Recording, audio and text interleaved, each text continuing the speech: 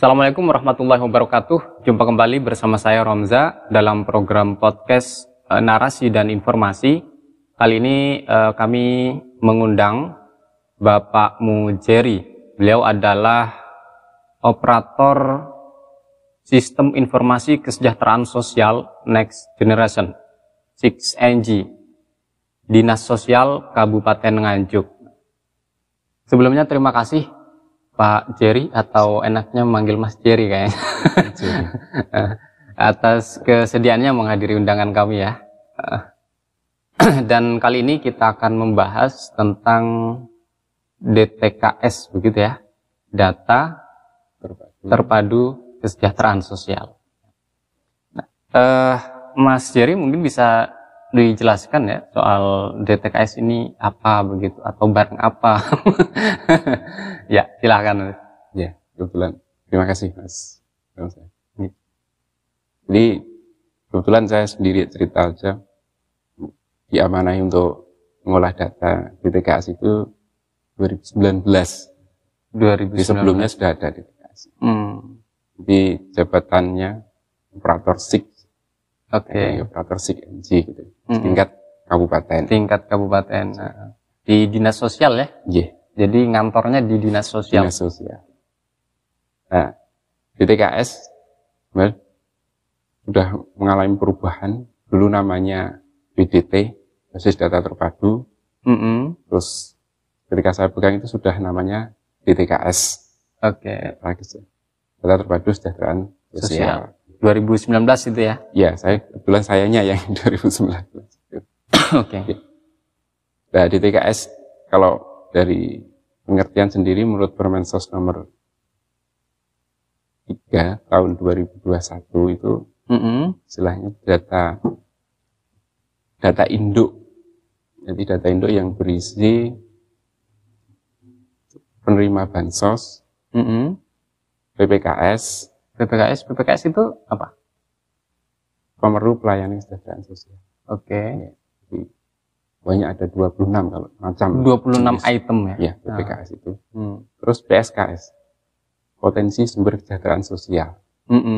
Jadi bisa dikatakan di DTKS itu isinya bukan hanya orang yang miskin, perlu bantuan.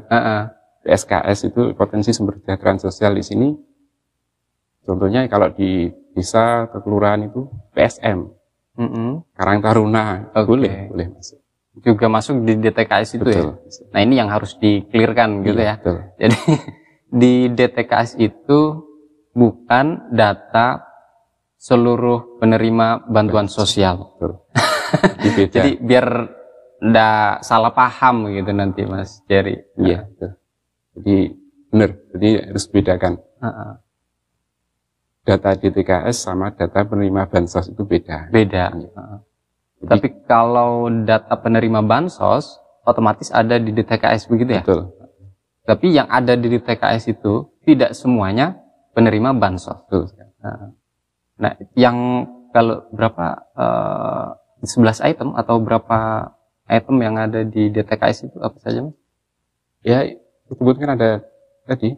Jadi isinya di DTKS itu ya tadi, PPKS tadi, Pemeru Pelayanan Kesejahteraan Sosial itu jenisnya PPKS ada 26. Masih hafal, Mas? Lah itu. Kalau salah satu ya termasuk fakir miskin itu. Lansia, terlantar, gelandangan, terus istilah anak tidak dalam keluarga lah, istilah anak terlantar termasuk anak yatim, termasuk dalam PPKS. Jadi banyak macamnya. Ada 26. Terus kalau ada lagi yang penerima bansos yang jelas. Bantuan di sini bantuan sosial yang dari Kementerian Sosial. Dari Kementerian Sosial. Ya, bentuknya dalam PBI, penerima bantuan iuran. Kalau di kita sering nyebutnya KIS. Kartu Indonesia Sehat. Kalau kita di masyarakat ini kalau bilang KIS itu berarti yang gratis. Kalau kami nyebutnya PBI itu, penerima bantuan iuran. Gitu. Itu ada di DTKS.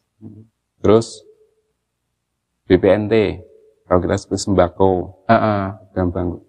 program apa? Bantuan pangan non tunai. Yang satu lagi PKH, PKH. Program Keluarga Harapan. Semuanya ada di DTKS. DTKS. Jadi yang jenis-jenis bantuan tadi, penerima jenis-jenis bantuan tadi ada di DTKS begitu ya. Iya. Itu kan sumbernya tadi yang 3, kalau nggak salah dari pusat semua ya Mas. Betul. Kalau misalnya daerah begitu ya, Pemkab mau ngasih gitu, itu juga rujukannya ke DTKS atau bagaimana? Seharusnya tergantung daerahnya sebenarnya. Tergantung daerah. Ya. Jadi fungsi dari DTKS itu bisa disimpulkan apa ini, Mas? Bank data atau bagaimana tuh istilahnya? Ya, betul. Data induk lah. Data induk. Data induk yang berisi itu tadi. Para penerima bantuan sosial dan juga yang macam-macam tadi itu ya. Ini benar-benar penting ini. Orang kayaknya sih banyak yang beranggapan bahwa kalau sudah masuk di DTKS itu otomatis penerima bantuan sosial gitu. Bukan, belum tentu. Ya. Beda lagi. Apa itu? Yang selain saya sebutkan tadi yang rame di Dinsos sebenarnya adalah KIPK. Apalagi itu? Itu juga ya program bansos pemerintah lah, tapi dalam bentuk kayak beasiswa untuk kuliah. Oh gitu. Kartu Indonesia Pintar kuliah kan KIPK itu. Bukan ke dinas sosial mintanya ya, tapi ke dinas sosial minta rekom DTKS-nya. Oh gitu. Jadi dinas sosial ini punya kewenangan memberikan rekomendasi tadi ya, DTKS. berdasarkan dari data DTKS itu. Orang ini layak untuk menerima beasiswa itu atau tidak, itu juga bisa dilihat dari DTKS itu ya, berarti? Ya, kalau layak tidak, kita hanya merekomkan bahwa yang bersangkutan ada di DTKS. DTKS. Ya. Hanya begitu saja ya? Ya. Soal nanti apakah dapat atau tidak itu urusan lain ya? Ya, tergantung universitas itu sendiri. Oh, berarti universitas ini banyak ya yang butuh keterangan dari DTKS begitu? Banyak. Jadi anak-anak mahasiswa yang pengen dapat beasiswa di kampusnya misalnya, itu minta surat keterangan ke Mas Jerry begitu? Ya, ke Dinsos ya. Ke Dinsos apa cukup di desa? Ke Dinsosnya. Dinsos ya? Iya, karena yang mengeluarkan langsung Dinas Sosial. Dinas Sosial. Ya. Mas Jerry, kalau proses penyusunan DTKS ini, itu prosesnya bagaimana, Mas? Jadi gini, DTKS itu proses pertama untuk pengusulan melalui aplikasi yang kita sebut tadi namanya SIG-NJ. SIG-NJ. Ya, itu ada akunnya di kabupaten dan di tingkat desa atau kelurahan. Seluruh desa dan kelurahan itu punya username masing-masing. Iya. Jadi untuk pengusulan tidak bisa langsung ke Dinsos bawa data, enggak. Dia langsung input sendiri, upload di SIG-NJ di lewat usernya desa. Desa ya, atau kelurahan. Iya. Misalnya begini contohnya Mas Jerry. Ada si A ini gitu, ya menganggap dirinya tidak mampu gitu misalnya. Atau merasa berhak untuk menerima bantuan kayak gitu ya. Jadi si A ini ngurus ke kelurahan atau ke desa begitu ya. Melaporkan ke operator di situ. Bisa. Nah, terus kemudian diinput lah oleh si operator ini. Dari sini kemudian masuk ke kabupaten. Ada proses verifikasi nggak Mas kalau kayak begitu itu? Selama ini untuk Dinsos belum melakukan sih. Cuma kita sudah ke desa, bahwa desa itu ketika mengusulkan, misalkan kita harus melampirkan musdes, bahwa usulan-usulan itu hasil dari musdes. Musyawarah di desa. Betul. Jadi yang diinput oleh operator di desa itu adalah hasil musdes, begitu? Ya, ya warga ini juga nggak serta-merta mau ngurus misalnya ya, langsung lapor ke operator, kemudian disuruh masukkan. Nggak serta-merta langsung dimasukkan begitu saja ya. Ada proses harus oleh di desa melalui musdes. Mungkin desa menginventarisir begitu ya, warganya yang layak untuk masuk ke DTKS sebagai penerima bantuan. Ya. Diinventarisir, ketika sudah ada 12 atau 10 misalnya, kemudian dimusyawarahkan di desa. Gambarannya mungkin begini ya. Iya, betul. Terus kemudian di desa itu disetujui, baru diinput ke aplikasi itu. Iya. Okay. Jadi ada proses nih. Kadang kan memang, ya mohon maaf, warga kita ini pokoknya harus langsung dimasukkan, langsung diajukan gitu. Iya. Ternyata harus lewat proses gitu ya. Betul. Jadi benar, semuanya usernya di desa. Benar, di kabupaten kami itu hanya pengesahan aja. Semua sudah ke desa melalui mekanisme musdes, terutama untuk yang bansos. Beda tadi kan DTKS dan bansos. Iya. Karena kan bansos harus dimusdeskan. Jadi untuk harapan desa atau kelurahan itu, saya harapkan mengadakan musdes itu benar-benar ada. Istilahnya musdes yang berkualitas. Iya. Biar benar-benar tepat nanti bansosnya. Betul. Jadi dari hasil musdes dirumuskan data seperti ini yang kita dikirim desa ke kabupaten. Ya, kabupaten. Jadi, tapi melalui aplikasi SIG-NJ tadi. Misalnya kalau ada warga ya, tiba-tiba langsung datang ke Dinsos tuh, Pak, saya dimasukkan ke DTKS gitu. Itu nggak bisa berarti. Nggak bisa, nggak bisa. Tetap mekanismenya dari desa. Dari desa. Oke. Nah, proses penyusunan atau update ya data itu dilakukan setiap berapa bulan sekali? Untuk saat ini mekanisme pengusulan setiap bulan. Setiap bulan bisa ya? Setiap bulan. Jadi di desa itu selalu input begitu ya? Bisa. Di update itu kalau ada yang baru dimasukkan, kalau ada yang lama yang mungkin sudah tidak sesuai dengan kategori, mungkin dia sudah meninggal dunia tapi ada di DTKS, itu bisa dihapus ya oleh operator di desa. Bisa. Jadi gini, untuk katanya mekanismenya kan updating DTKS itu, ya updating di sini bisa pengusulan. Itu bisa dilakukan setiap bulan. Di kalau menurut jadwal di SIG-NJ yang sudah itu pengusulan DTKS antara tanggal 15 sampai akhir bulan. Tapi kadang kami di kabupaten himbauan ke desa atau kelurahan jangan ambil akhir bulan. Karena kami juga butuh pengesahan. Yang juga di deadline oleh kementerian. Kalau sampai lewat periode berikutnya, kita nggak bisa pengesahan bulan ini. Kasihan kan usulan bulan ini harus ikut periode bulan depan. Gitu. Jadi setiap bulan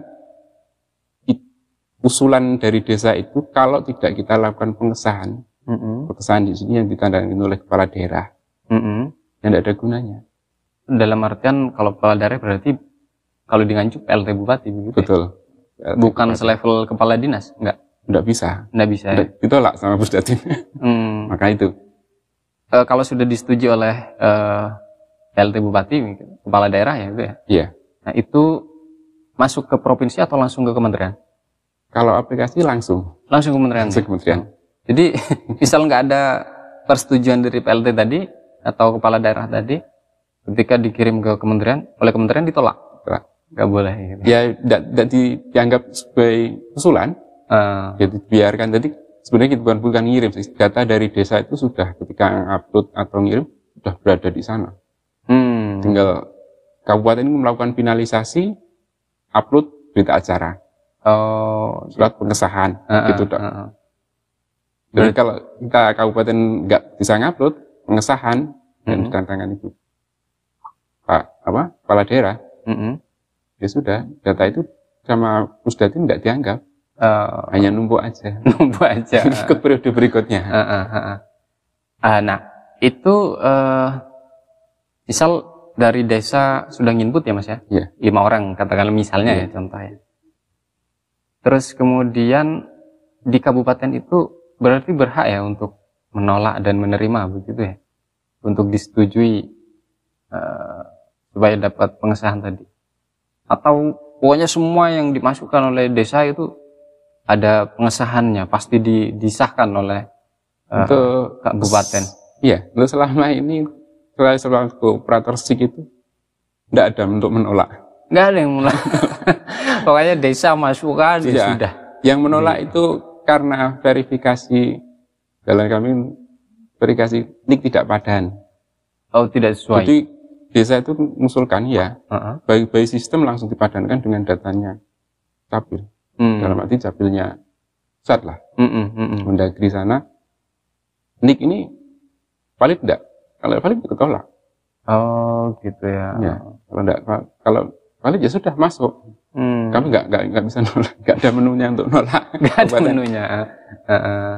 Jadi di kabupaten hanya sebatas itu ya, memadukan apa NIK tadi, terus kemudian ngasih pengesahan tadi. Pengesahan. Kita setelah finalisasi kita download hasilnya usulan, rekapnya aja. Iya, rekapnya aja.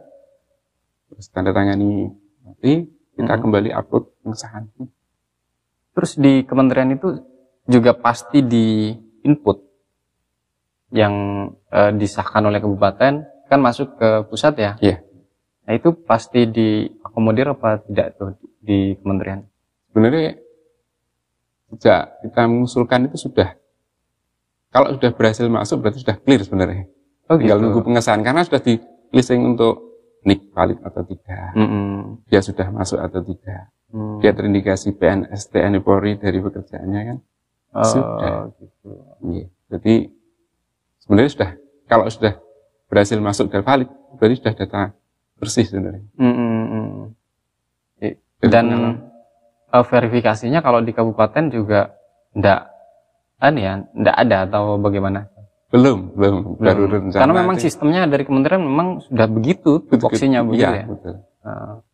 Dan di kementerian juga tidak diverifikasi itu. Kalau di TK bilang ada sih. Tapi kementerian lebih fokus di penerima bansos. Ini kementerian yang kita maksud ini Kementerian Sosial ya? Iya, betul. Kementerian Sosial itu contohnya di 2021 akhir itu bulan 12. Itu ada istilah verifikasi dan validasi 5 bansos itu dari universitas. Kita nyebutnya pejuang muda. Itu langsung dari kementerian. Dia memverifikasi by name address, ke rumahnya, di foto rumahnya, tanya mulai dari ada kuesioner ada 11 macam itu. Kalau nanti pejuang muda itu merekomnya ini tidak layak, ya sudah dihapus. Nggak enggak, dia langsung misalkan penerima bansos kebetulan, periode berikutnya tidak keluar dengan keterangan tidak layak karena verifikasi. Oh, jadi kementerian ini ada tim sendiri begitu ya? Iya, yang melakukan verifikasi ada, ya. Itu seluruh yang masuk di DTKS di survei atau sampel karena tidak semua. Oh, kayaknya agak susah juga itu proses verifikasinya karena betul. Di Nganjuk aja ada berapa tadi yang masuk di DTKS? 711 ribuan ya. Itu sangat banyak dari total jumlah penduduk di Nganjuk kira-kira 1.114.000-an kalau nggak keliru saya gitu. Lebih separuh kayaknya. Itu jiwanya kalau jiwa. Kalau jumlah kakak tadi 266 kakak.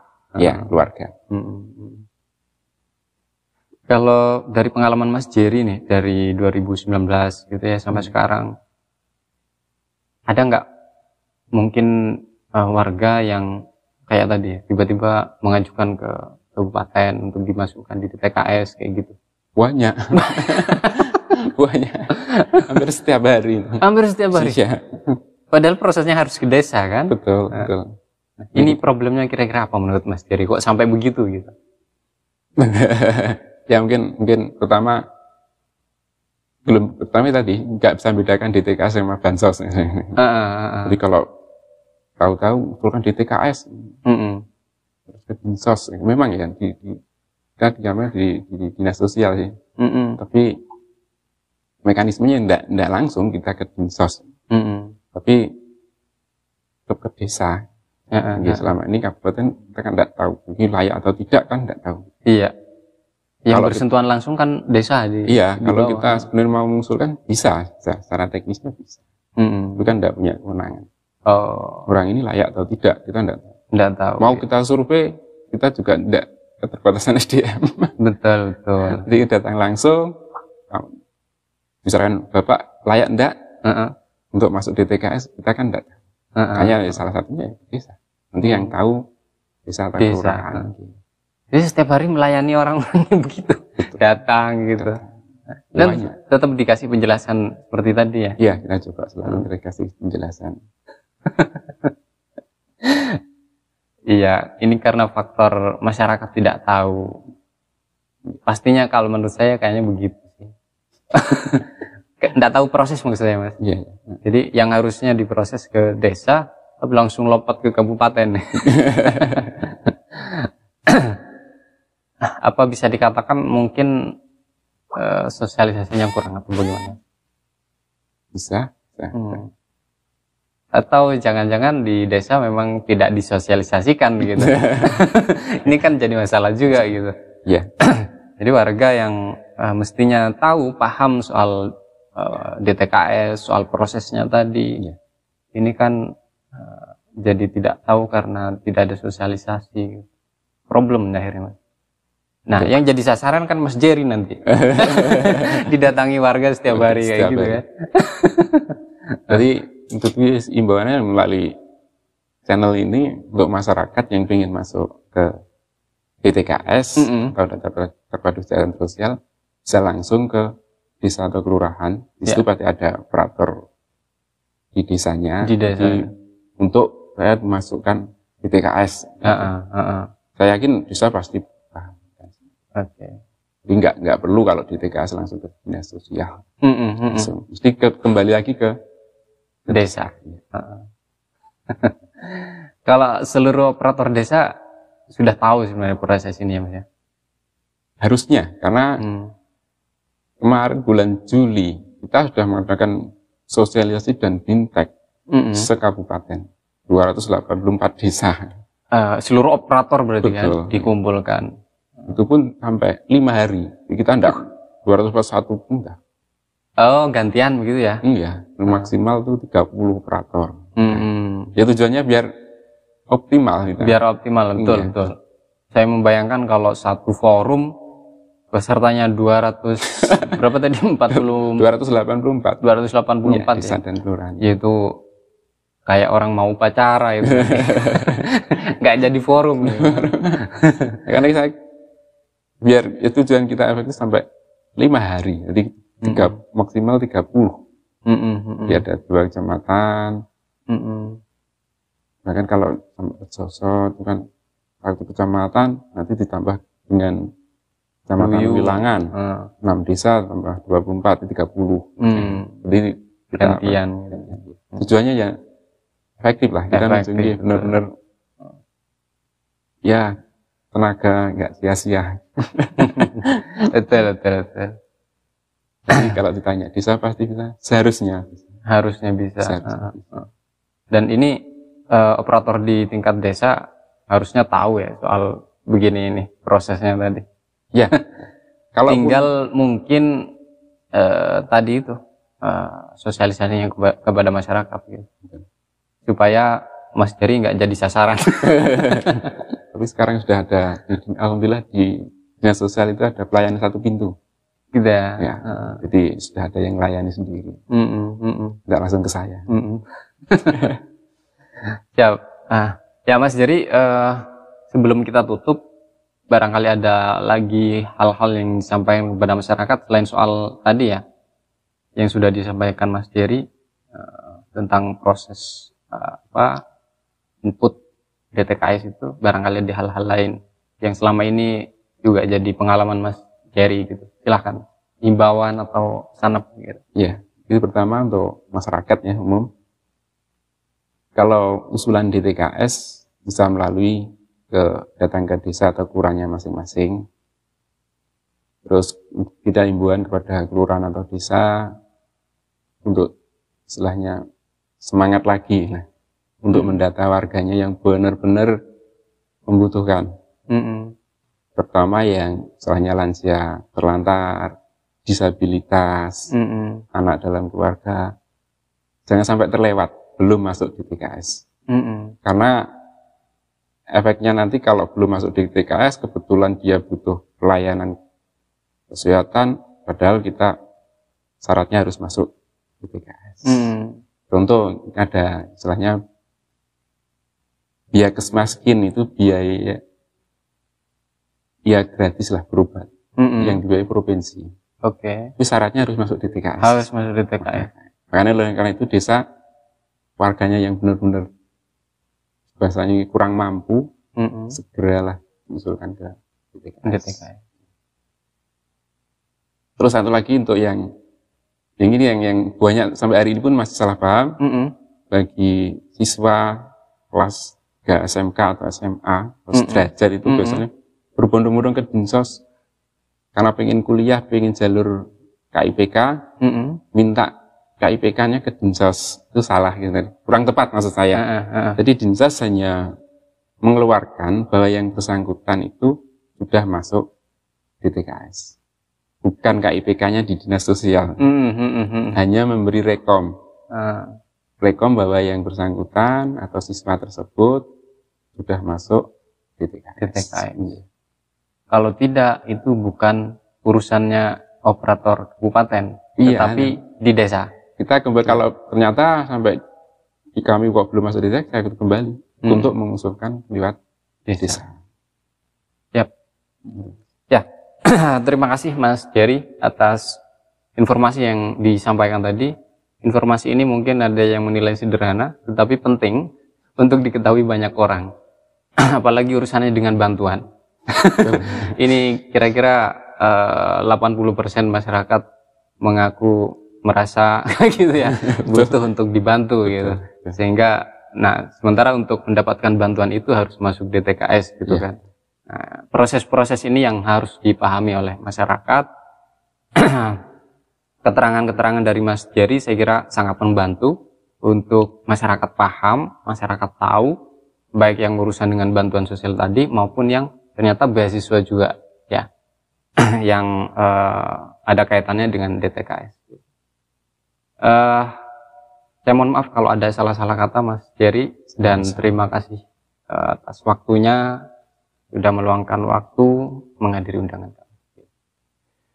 Terima kasih kepada teman-teman sahabat Nadi yang terus menyaksikan konten dari Nadi Media, dan kami minta untuk terus ikuti konten-konten yang kami sajikan, karena kami pastikan konten dari Nadi Media itu adalah konten yang narasinya edukatif dan inspiratif serta informasinya anti hoax.